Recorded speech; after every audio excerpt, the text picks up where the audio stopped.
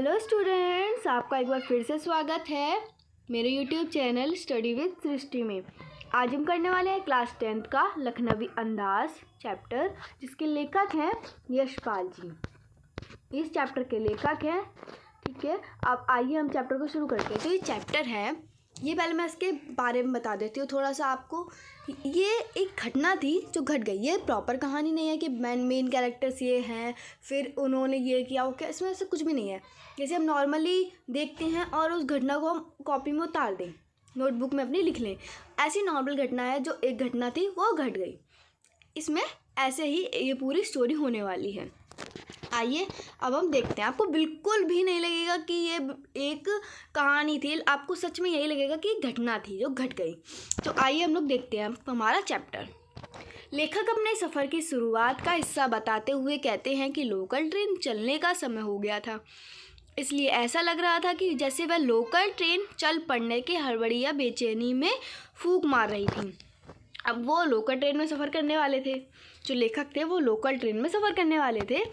तो वो कहते हैं कि जो लोकल ट्रेन थी वो फूंक मारी थी, से ऊपर से धुआं निकलता है ना, एकदम आवाज़ करती है कि हाँ ट्रेन शुरू होने वाली है, चलने वाली। तो उससे लगा था कि हड़बड़ी में ट्रेन है कि वो चलने वाली है। बेचैनी लग रही थी उस ट्रेन को, वो ऐसे कह रही थी। आराम से अगर लोकल ट्रेन के सेकंड क्लास में जाना हो तो उसके लिए कीमत भी अधिक लगती थी। अगर लोकल ट्रेन के सेकंड क्लास में जाना हो तो उसके लिए जो कीमत है वो आपको कम देनी पड़ती है। इसमें अधिक लिखा हुआ है पर उसके लिए कम वो देनी पड़ती है, कीमत कम लगती है। इसमें अधिक लिखा हुआ है, इसमें गलत लिखा हुआ है।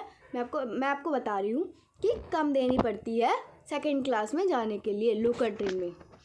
लेखक को बहुत दूर तो नहीं जाना था, लेकिन लेखक ने टिकट सेकंड क्लास का ही ले लिया, ताकि के कारण उन सज्जन के ध्यान में बाधा या अड़चन पड़ गई थी, जिस कारण उन सज्जन की नाराज़गी साफ दिखाई दे रही थी।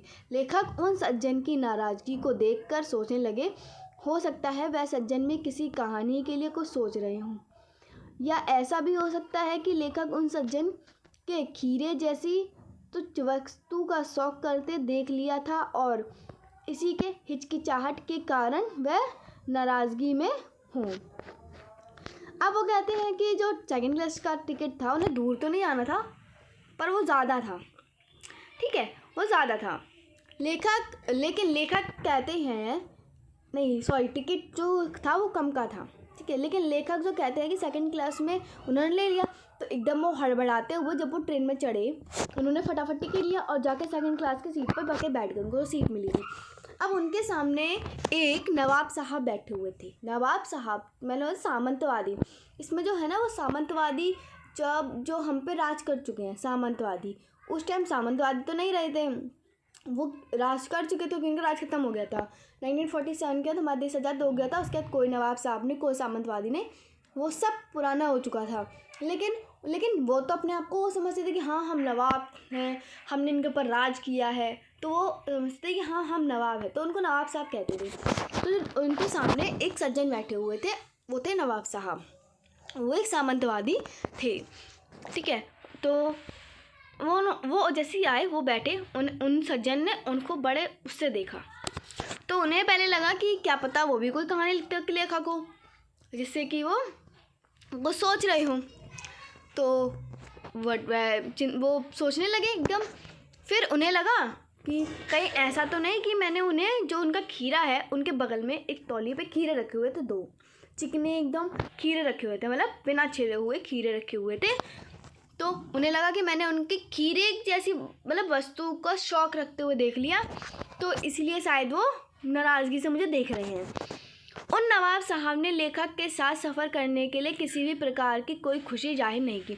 अब जो नवाब साहब थे उन्होंने उनकी तरफ कोई भी वो नहीं दिखाया, बिल्कुल नाराज़गी की तरह देखा, बिल्कुल खुश नहीं थे कि मेरे साथ कोई सफ़र करेगा। उन्हें बिल्कुल भी अच्छा नहीं लग रहा था, क्योंकि वो अकेला सफ़र करना चाहते थे। हमारे लेखक भी अकेले सफ़र करना चाहते थे, वो इस सफ़र का आनंद लेना चाहते थे, प्राकृतिक दृश्य देखते हुए वो आराम से जाना चाहते थे। ऐसे ही नवाब साहब भी चाहते थे कि मैं अब अकेले बैठूं और नज़ारा देखूं बाहर का अच्छे से, और खाते हुए अपने खीरों को चलूँगा।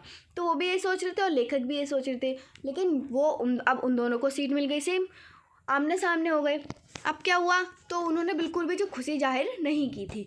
लेखक भी बिना नवाब की ओर देखते हुए उनके सामने की सीट पर जा बैठ गए। अब लेखक जो थे वो उन्होंने भी भाई कोई खुशी जाहिर नहीं की, मुझे बहुत खुशी है कि आप मेरे सामने बैठे। वो भी अपने सामने वाली सीट पे गए, जो उनकी सीट थी उस पर जाके बैठ गए। और लेखक की पुरानी आदत है कि जब वह खाली बैठे होते हैं अर्थात कोई काम नहीं कर रहे होते, तब वे हमेशा कुछ ना कुछ सोचते रहते हैं। और अभी भी वह उस सेकंड क्लास में की बर्थ पर उस नवाब के सामने खाली बैठे थे, तो वह उस नवाब साहब के बारे में सोचने लगे।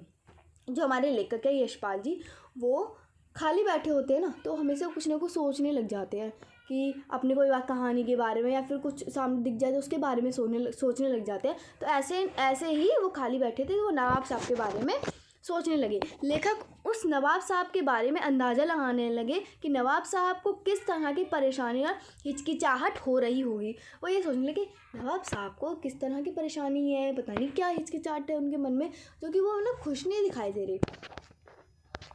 लेखक सोचने लगे कि हो सकता है कि नवाब साहब ने बिल्कुल अकेले यात्रा करने के आनंद से बचत करने के विचार से सेकंड क्लास का टिकट खरीद लिया होगा।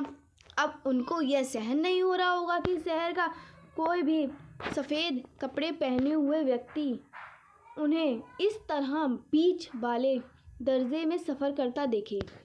कहने का तात्पर्य यह है कि नवाब लोग हमेशा प्रथम दर्जे पर ही सफ़र करते थे और उन नवाब साहब को लेखक ने दूसरे दर्जे में सफ़र करते हुए देख लिया।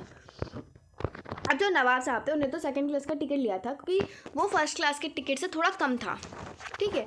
तो जब वो बैठ गए, ठीक है, तो वो सोच रहे थे पता नहीं क्या हिचकिचाहट होगी, मैंने आपको बताया। लेकिन उसके बाद जो लेखक सोचने लगे कि नवाब साहब बिल्कुल अकेले यात्रा कर, क्या है शायद उनका मन हो कि वो अकेले यात्रा करते, जो अपने बचत से सेकंड क्लास का टिकट खरीदा है वो ये सहन नहीं कर पा रहे होंगे कि जो अभी पहले जो नवाब होते थे वो ये सोचते थे हम प्रथम दर्जा, हमारा मतलब उनको सोचते हैं बड़ा प्रथम दर्जा है, हमसे आगे कोई हो ही नहीं सकता। लेकिन जो लेखक थे वो सेकंड क्लास का टिकट लेके उसमें चढ़ गए थे। उन्हें लग रहा था कि मैं जो प्रथम दर्जे पे रहता हूँ कि उन्होंने वो सोच रहा होगा कि उन्हें सेकंड क्लास का टिकट कैसे ले लिया, वो तो प्रथम दर्जे के होते हैं। तो वो यही सोचने लगे, ठीक है। नवाब वो कौन सोच रहा था, ये सब लेखक सोच रहे थे।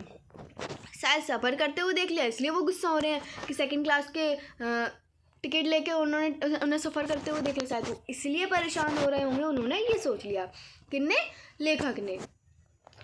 अब वो कहते हैं कि एक मिनट, अब वो कहते हैं या फिर हो सकता है कि अकेले सफ़र वक्त काटने के लिए उन नवाब साहब ने खीरे खरीदे होंगे और उसे सफ़ेद कपड़े पहने हुए व्यक्ति अर्थात लेखक के सामने खीरा कैसे खाएं।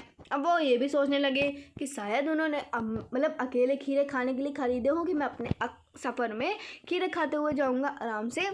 लेकिन फिर जब उन्होंने मुझे देखा, मतलब सफ़ेद कपड़े पहने हुए मुझे देखा, तो वो सोच रहे होंगे कि खीरा कैसे खाऊं अब मैं।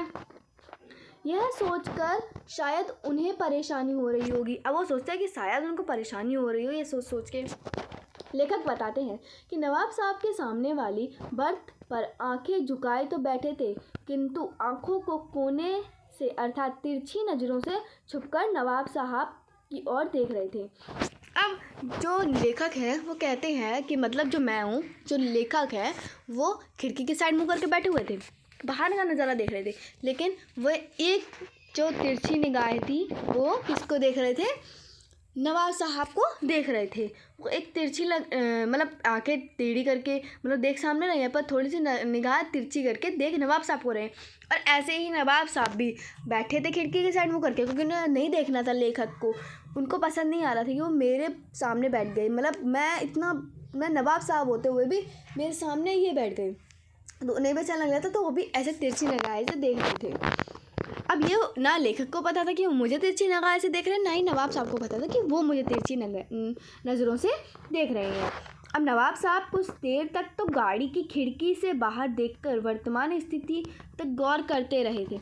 अब जो नवाब साहब थे वो कुछ देर तक तो मतलब वो खिड़की के बाहर देखते रहे, ठीक है, गौर करते रहे। लेकिन अचानक से नवाब साहब ने लेखक से पूछ लिया कि खीरा खाना पसंद करेंगे।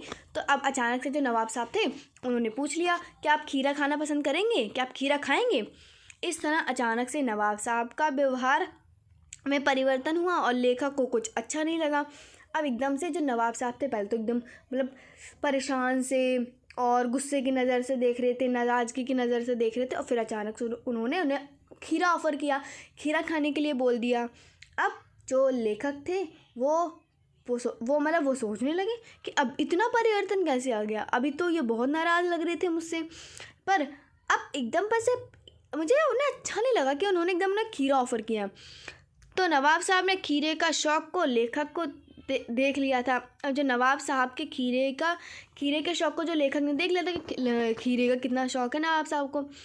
खीरा एक साधारण वस्तु माना जाता है, क्योंकि जो खीरा है वो एक साधारण वस्तु है, जिस कारण नवाब साहब हिचकिचाने लगे थे और लेखक को लग रहा था कि इसी हिचकिचाहट को छुपाने के लिए साधारण वस्तु का शौक़ रखने के कारण लेखक ने खीरा खाने के बारे में पूछ रहे होंगे। अब उन्हें लगा कि जो लेखक थे वो सोच रहे थे कि जिस कारण से नवाब साहब हिचकिचाने लगे थे, तो उन्हें लगा होगा कि जो मैं हिचकिचा रहा हूँ उसको छुपाने के लिए उन्होंने साधारण वस्तु मतलब खीरे को एक बार खीरे के मतलब अपने हिचकिचाहट को छुपाने के लिए मुझसे खीरा ऑफ़र किया, मुझे खीरा ऑफ़र किया, ये लग रहा था। लेखक ने भी नवाब साहब को शुक्रिया कहते हुए और सम्मान के वाला शब्द से सम्मानित करते हुए जवाब दिया कि खीरा खाने का शौक़ पूरा करे। तो उन्होंने बोला थैंक यू, मुझे नहीं चाहिए, पर बोला थैंक यू पूछने के लिए, पर मुझे खीरा खाने का शौक़ नहीं है, ठीक है, उन्होंने बोल दिया। अब लेखक का जवाब सुनकर जो नवाब साहब थे एक बार फिर पल खिड़की के बाहर देखकर स्थिति पर गौर नहीं किया और दृढ़ निश्चय से खीरा नीचे रखा तौलिए का झाड़ा और अपने सामने पीछा लिया और अपने सीट के नीचे रखा हुआ लोटा उठाया और दोनों खीरों को खिड़की से बाहर धोया और तौलिए में पहुंचकर सुखा लिया। उसके बाद क्या किया, जो नवाब साहब थे उन्होंने ऑफ़र किया था लेखक को, पर उन्होंने मना कर दिया। उन्होंने थैंक यू, मुझे नहीं चाहिए, मतलब मुझे मेरा शौक़ पूरा हो, अब आप अपना शौक़ पूरा करिए, आप खाइए। उन्होंने थैंक यू, मुझे नहीं चाहिए, आप खाइए, तो उन्होंने ये बोल दिया। उसके बाद चलो फिर 2 मिनट उन्होंने खिड़की के बाहर देखा, फिर उन्होंने जो तौलिए के ऊपर 2 खीरे रखे थे उसको उठाया, सीट के नीचे अपनी बर्थ के नीचे से लोटा निकाला और खीरे को अच्छे से खिड़की के बाहर करके धो लिया। मतलब कैसे खीरे के बारे में बताया, मतलब इसमें घटना थी जो मैं बोल रही हूँ ना, घटना थी, उसको उन्होंने किया। आप इस कहानी को इमेजिन करिए, आप इमेजिन करेंगे ना तो आपको पूरी कहानी अच्छे से समझ आएगी और पेपर में आप बिल्कुल अच्छे से लिख पाएंगे, ठीक है। और उसके बाद उन्होंने धो लिया तौलिए से। अब जो तौलिया जिसके ऊपर उन्होंने खीरे रखे थे उससे उन्होंने अच्छे से उसे पोंछा और दोनों खीरों को सिर काट कर, मतलब उनके ऊपर से काट के उन्हें चाकू से ऊपर से गोद कर और उसे झाँक लिया, मतलब उसे झाँक के मतलब घिससे नहीं है, जिससे उसका जो कड़वापन है वो निकल जाए। तो उन्होंने उस पर गोद कर और उसके ऊपर मतलब घुमाकर उसके ऊपर अच्छे से उसका झाग निकाल के, और जिस तरह से हम खीरा खाने से पहले काटते हैं, खीरा खाने से पहले उसे काटते हैं, ऊपर से गोदते हैं, फिर उसका कड़वापन निकालते हैं, उसके बाद खाते हैं। यह सब करने के बाद फिर उन्होंने खीरा बहुत सावधानी से छीलकर लंबाई के टुकड़े करते हुए बड़े तरीके से तौलिए पर सजाते हुए, अब उन्होंने क्या किया, लंबे लंबे खीरे के टुकड़े काटे, छील लिया अच्छे से उसे, फिर उसे लंबे लंबे काटे और तौलिए पर अच्छी तरह से सीधे सीधे करके सजा दिए। लेखक हम पाठकों को लखनऊ स्टेशन पर खीरा बेचने वाले लोगों के खीरे का इस्तेमाल का तरीका बताते हुए कहते हैं कि हम सभी लखनऊ स्टेशन पर खीरा बेचने वाले लोगों के खीरे के तरीके को जानते ही है। मतलब वो कहते हैं कि जो स्टेशन पे जो खीरा बेचते हैं उनका तरीका तो हम जानते हैं, कैसे काटते हैं, क्या करते हैं, लेकिन उन्होंने ये बहुत ही अलग तरीके से बताया, सिर्फ खीरे के बारे में जिक्र किया, मतलब कैसे धोया उन्होंने, कैसे छीला, कैसे उसका सिर काटा, कैसे उसके अंदर से वो निकाला, झाग निकाला, उसका कड़वापन दूर किया, कैसे उन्होंने सब बताया, कैसे लंबे काट के एकदम कतार में सजाया। वे अपने ग्राहक के लिए जीरा मिला नमक और पिसी हुई लाल मिर्च को कागज आदि में विशेष प्रकार से लपेटकर ग्राहक के सामने प्रस्तुत करते हैं। मतलब वो कहते हैं कि देखा हमने कि कैसे लोग जब खीरा बेचते हैं, जब हम ट्रेन में सफ़र करते हैं तो जो बेचने वाले लोग आते हैं वो किस तरह से खीरे को बेचते हैं। उन्हें अच्छे से लाल काला जो नमक होता है, जीरा मिला हुआ, उसको डालते हैं, लाल मिर्च डालते हैं। फिर कैसे ग्राहक अपने जो दुकानदार होता है कैसे अपने ग्राहकों को वो बेचता है, कैसे देता है। नवाब साहब ने भी उसी तरह बहुत ही तरीके से खीरे को लंबे लंबे टुकड़ों में काटा, जीरा मिलाया, नमक और लाल मिर्ची को बिखेर दिया। मतलब उसके ऊपर लाल मिर्ची, जीरा और उसको बिखेर दिया, नमक को डाला उसके ऊपर। उसके बाद नवाब साहब ने हर एक क्रिया प्रक्रिया उनके जबड़ों के कापन से ही स्पष्ट था कि उन्हें खीरा को काटने और उस पर जीरा मिला, नमक और लाल मिर्ची बिखेरने की सारी प्रक्रिया का उनका मुख खीरे के रस का स्वाद लेने की कल्पना मात्र से ही जल भर गया। मतलब जैसे उन्होंने काटा और वो करा तो जो नवाब साहब थे उनको जो लेखक थे उन्हें दिख रहा था कि नवाब साहब के मुंह में इतने में ही पानी आ गया। जैसे अंदर एक लारनी बन जाती एकदम से। हम कोई चीज़ काटते हैं, बहुत मन होता है हमारा कि हम इसे खाने वाले हैं, उससे पहले हमारे मन में एक अजीब वो आने लग जाती, लार से आने लग जाती कि हाँ मुझे कितना पसंद है, मैं खाऊंगा अभी ये। तो उनके मुँह में पानी आ गया, ठीक है। और एक कल्पना मात्र से उनका जल आ गया कि मतलब उन्होंने सिर्फ काटा है अभी उसे और उनके मुँह में जल आ गया, पानी आ गया। जिस तरह हम अपनी पसंदीदा खाने की चीज़ को देखते हैं और हमारे मुंह में पानी आता है। मैंने बताया ना कि कोई हमें बहुत चीज़ पसंद है और उसे हम देख रहे हैं तो हमारे मुंह में उसके लिए पानी आता है। पहले हम खाने वाले हो पर फिर भी हमारे मुंह में पहले पानी आएगा, उसके बाद हम उसे खा पाएंगे। मन भर के देख लेते। लेखक आँखों और कानों से अर्थात तिरछी नज़रों से नवाब साहब को सब करते हुए देखकर सोच रहे थे कि नवाब साहब ने सेकंड क्लास का टिकट ही इस ख्याल से लिया होगा ताकि वे उनके खीरे खाते हुए ना देख ले। लेकिन अब लेखक के सामने ही इस तरह खीरा खाने के लिए तैयार करते समय अपना स्वाभाविक व्यवहार कर रहे हैं। वो कहते हैं वो खिड़की की साइड देख रहे थे लेखक और उनको तिरछी नज़र से देख रहे थे और सोच रहे थे कि जो नवाब साहब है शायद से उन्होंने खीरा इसलिए लिया होगा कि आराम से सफ़र में बैठ के वो खीरा खाएंगे और कोई उन्हें खीरा खाते हुए ना देख ले, इसलिए उन्होंने सेकंड क्लास का टिकट लिया था। अब अपना काम कर लेने के बाद नवाब साहब ने लेखक को एक बार और, अभी उन्होंने एक बार ऑफ़र किया था तो उन्होंने बोला थैंक यू, लेकिन उन्होंने एक बार फिर से खीरा ऑफ़र किया। उन्हें खीरा पूछा क्या आप खीरा खाएँगे, और साथ ही उन खीरों की खासियत बताते हुए कहते हैं कि खीरा लखनऊ के सबसे प्रिय खीरे हैं। अब जो नवाब साहब है वो खीरा का ऑफ़र करते हैं और कहते हैं, बताते हैं कि जो खीरा है लखनऊ के प्रिय खीरे हैं। लेखक बताते हुए नमक मिर्च छिड़क दिए जाने वाले उन ताज़े खीरों की पानी से भरे लंबे लंबे टुकड़े को देखकर उनके मुंह में पानी ज़रूर आ रहा था, लेकिन लेखक सबसे पहले इनकार कर चुके थे। लेकिन उनके मुंह में पानी है, जो लेखक थे मैंने बोला ना उनको देख के उनके मुंह में भी पानी, क्योंकि तिरछी नगाह से वो तो देख ही रहे थे उन खीरों को, तो उनके मुंह में तो पानी आ रहा था। लेकिन जो लेखक थे वो एक बार मना कर चुके थे तो दूसरी बार में कैसे हाँ कर सकते थे, जिस कारण लेखक ने अपना आत्मसम्मान बचाने के लिए उन्होंने आत्मसम्मान को बचाना उचित समझा।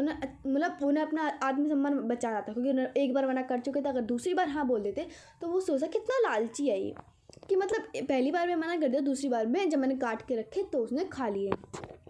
तो उन्होंने आत्मसम्मान बचाना ही ज़रूरी समझा, तो उन्होंने नवाब साहब को शुक्रिया उत्तर दिया और इस वक्त खीरे खाने की इच्छा महसूस नहीं हो रही, और उन्होंने ये कह दिया कि जो मेरी खीरा खाने की इच्छा है वो अभी मुझे महसूस नहीं हो रही है। तो और उसके साथ साथ ही लेखक ने अपने पाचन शक्ति कमज़ोर होने का बहाना बना दिया, मतलब उनका पेट खराब होने का बहाना उन्होंने बना दिया। नवाब साहब को खीरा खाने को कहा कि आप खीरा खाइए, मेरा पेट खराब है और जो मेरी जो इच्छा है वो खीरा खाने की महसूस मुझे नहीं हो रही है, तो प्लीज़ आप खीरा खाइए। लेखक जवाब पाते ही नवाब साहब ने लालसा भरी आंखों से नमक मिर्ची के संयोग से चमकते खीरे के लंबे लंबे टुकड़ों की ओर देखा। जो लेखक थे उन्होंने अपनी लालसा जो अब जवाब पाते हुए अपनी लालसा भरी आंखों से नवाब साहब ने उन खीरों जो मिर्च लगे हुए नमक मिर्च लगे हुए चमकते हुए खीरों को लंबे लंबे टुकड़ों को देखा। फिर खिड़की से बाहर देखकर एक लंबी सांस ली। जो नवाब साहब थे उन्हें गुस्सा आ गया कि मतलब मैंने ऑफर किया, मैं नवाब साहब और उन्होंने खीरा नहीं खाया। तो उन्होंने पहले 2 मिनट खीरा रखा, खिड़की से देखा, एक लंबी सी सांस ली। लेखक बताते हुए कि नवाब साहब ने खीरे के एक टुकड़े को उठाया। अब क्या है, अब जो लेखक है वो उन्हें तिरछी निगाह से देख रहे थे। तो उन्होंने देखा और कहा नवाब साहब ने धीरे से जो खीरे का टुकड़ा था उठाया, अपने ओंठों तक ले गए, मतलब ओंठों तक लाए। फिर उस टुकड़े को उन्होंने स्मेल किया, उन्होंने सूंघा और नवाब साहब ने केवल खीरे को सूंघ कर और स्वाद का अंदाज लगा रहे थे। मतलब सिर्फ वो उन्होंने ओंठों के पास रखा, नाक से सूंघा, मतलब उसका टेस्ट लिया, मतलब खाया नहीं, सिर्फ टेस्ट लिया और खीरे के स्वाद के अंदाज में नवाब साहब के मुंह में पानी भराया। और उस खीरे को मुंह के पास लाते उनके जो मुंह में वो पानी आ गया। ठीक है, जो पानी आ गया उनकी जो लार आई तो उन्होंने उसको लिगला, मतलब अंदर किया और घूंट के गले के नीचे उतारा। मतलब जो हमारी जो मुंह में पानी आया उनके वो उन्होंने गले से अंदर उतारा। और यह सब करने के बाद नवाब साहब ने उस खीरे के टुकड़े को बिना खाए खिड़की के बाहर छोड़ दिया, फेंक दिया। उन्होंने मतलब ओंठों के पास लाए, नाक के पास लाए, लेकिन उन्होंने बिना खाए उसका सिर्फ आनंद, उसकी खुशबू सूंघी, उसका टेस्ट इमेजिन किया और उनके मुंह में पानी आ गया। उन्होंने बस वही पानी को अंदर निगला और खीरे के टुकड़े को बाहर फेंक दिया। नवाब साहब ने खीरे के टुकड़ों को खिड़की के बाहर फेंक कर तौलिए में अपने हाथ और होंठ पोंछ लिए और बड़े ही गर्व से आंखों में खुशी लिए लेखक की ओर देख लिया। मतलब उन्होंने जितने भी खीरे के टुकड़े थे सबको उन्होंने ओंठ के पास लाए, नाक के पास लाए, सूंघा और बस फेंक दिया। सारे टुकड़ों को उन्होंने ऐसे किया। उसके बाद उन्होंने उसी तौलिए में अपने हाथ पोंछे और लेखक की ओर बड़ी खुशी से देखा, अपनी आंखों में खुशी लिए हुए लेखक की ओर देखा। ऐसा लग रहा था कि मानो लेखक कह रहे हों कि यह खानदानी रईसों के तरीके, मतलब वो मानो वो ने लेखक को लगा था कि वो मुझसे ये कह रहे हैं कि देखो ये खानदानी रईसों के तरीके हैं। नवाब साहब ने जो खीरे की तैयारी और इस्तेमाल किया उससे वह थक गए थे और थक कर बर्थ पे लेट गए। उन्हें लगा कि जो उन्होंने इतनी बड़ी प्रोसेस किया, खीरे को छीला, उसे सिर काटा, फिर उसके छेद किया, उसका कड़वापन निकाला, उसे लंबा लंबा काटा, फिर नमक छिड़का, मिर्ची छिड़की, जीरा छिड़का, फिर उसे खाया, मतलब ऊँट के पास ले गए, नाक के पास ले गए, फिर फेंका। मतलब इतनी बड़ी प्रक्रिया करके वो इतना थक गए कि वो उसके लेट गए। कहाँ पे? अपनी बर्थ में लेट गए। ठीक है, यह सोचकर लेखक जिस तरह नवाब साहब ने खीरे का इस्तेमाल किया उससे खीरे का स्वाद और खुशबू का ही आनंद लगाया जा सकता है। उससे पेट की भूख शांत नहीं होगी, मतलब वो नहीं हो सकती। मतलब वो कहते हैं कि जिस तरह से उन्होंने किया है इससे हमारा मन भर जाएगा, लेकिन हमारा पेट नहीं भर सकता ना, ऐसे भूख शांत कैसे होगी मन। परंतु नवाब साहब की ओर ऊंची डकार का शब्द सुनाई दिया। जैसे उन्होंने कहा, मतलब मन में सोचा कि ऐसे कैसे कि पेट कैसे भर सकता है किसी इंसान का बिना खाए हुए। तो तभी उन्हें जो नवाब साहब के जो जैसे लेटे तो उनको डकार आई। लेते नहीं है खाना खाने के बाद, वो वैसे उनको डकार आई एकदम से, जैसे उनका पेट भर गया हो, ऐसी डकार आई एकदम। और नवाब साहब ने लेखक की ओर देखकर कहा कि खीरा तो बहुत ही स्वादिष्ट है।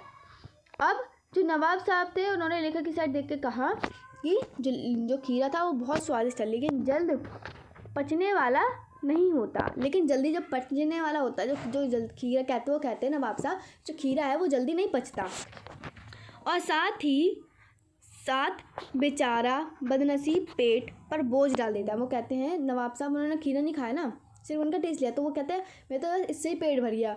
क्योंकि जो वो खीरा होता है वो सही जल्दी पचता नहीं है और पेट पर बोझ डाल देता है। नवाब साहब ऐसी बातें सुनकर लेखक कहते हैं कि उनके ज्ञान चक्षु खुल गए, अर्थात लेखक को जो बात समझ नहीं आ रही थी अब समझ आ रही है। नवाब साहब ये बात सुनकर लेखक ने मन ही मन कह के ये कहानी में लेखक क्योंकि लेखक के अनुसार अगर खीरे का सुगंध और स्वाद केवल अंदाज़ा लगाकर ही पेट भर जाने की डकार आ सकती है, तो बिना विचार, बिना किसी घटना और बिना किसी पात्र के लेखक केवल इच्छा करने से एक नई कहानी बना सकते हैं। वो कहते हैं कि जैसे नवाब साहब बिना खीरे को खाएं उनका पेट भर सकता है, उन्हें डकार आ सकती है क्योंकि उनके पेट पे बोझ डालेगा। तो वो ये सोचते हैं, तो फिर ऐसे ही मैं बिना किसी कहानी में, बिना किसी पात्र के, बिना किसी विचार के मैं ऐसे ही कोई भी घटना लिख दूं तो एक नई कहानी बन सकती है। ठीक है, ऐसे ही लेखक ने सोचा और ये कहानी लिख दी। एक घटना को उन्होंने पात्र मानकर उन्होंने सोचा कि एक नई अगर मैं घटना बनाऊंगा, ये अगर एक घटना भी अगर बिना खीरा खाए डकार आ सकती है, तो मैं बिना पात्र के एक कहानी लिख सकता हूँ। तो उन्होंने बिना पात्र के भी ये कहानी लिखी, क्योंकि इसमें कोई पात्र मेन कैरेक्टर नहीं बनाए उन्होंने कि एक माता थी, उनका बच्चा था, ऐसे कुछ पात्र नहीं बनाए उन्होंने। नॉर्मल एक घटना थी, वो लिख दी। तो उन्होंने यही सोचा और उन्होंने घर जाकर अपनी ये कहानी थी उन्होंने लिख दी। तो स्टूडेंट्स, ये थी हमारी आज की कहानी।